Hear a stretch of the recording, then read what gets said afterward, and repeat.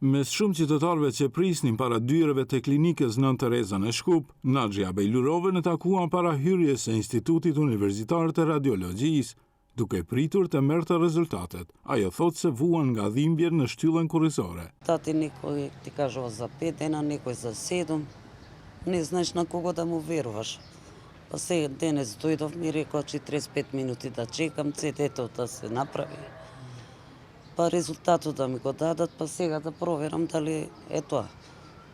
Има еден случај што маш ми е од 10 октомври компјутерска снимка 2024 е направена. Уште не му е изваден. Pasi zonja Bejlurova më në fund mori rezultatin e shumë pritur, kalvari i saj nuk përfundon aty, pasi tani do duhet të presë edhe para dyerve të repartit të neurologjisë.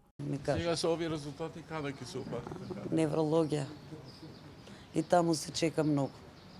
Многу гужва има, нема доктори, нема...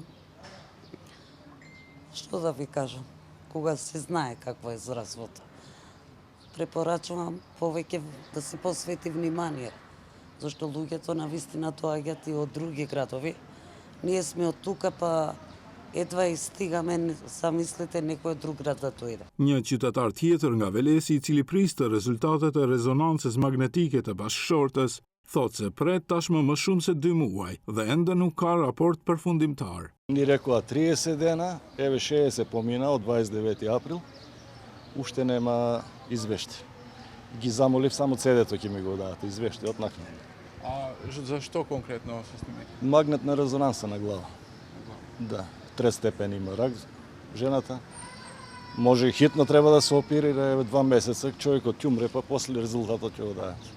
Përveç këtyre 2 pacientëve që presin në muaj të tërë për rezultate, para hyrjes së Institutit Universitar të Radiologjisë, kishte edhe shumë qytetarë të tjerë, të cilët pas kamerave numëronin muajt e pritjes për një raport. Nga Ministria e Shëndetësisë thonë se arsyet e vonesave dhe dhënie të rezultateve dhe caktimit e termineve në kohë në repartin e radiologjisë varen nga disa faktorë, si përparësia e referimit urgjent të rutinë ose prioritet, ngarkesa aktuale e punës, stafi mjekësor i disponueshëm, si dhe numri dhe funksionaliteti i pajisjeve, ndërsa shtojnë se vetëm në muajin prill janë krijuar rreth 3000 termine për pajisje të imazhërisë me rezonancën magnetike, mbi 2000 termine për pajisje me tomografi kompjuterike dhe mbi 4000 termine për 6 pajisje diagnostikuese me rrezet X. Dinamikat e tilla sipas Ministrisë së Shëndetësisë përfaqësojnë sfidë logjistike dhe kohore për mirëmbajtjen e vazhdueshme të cilësisë.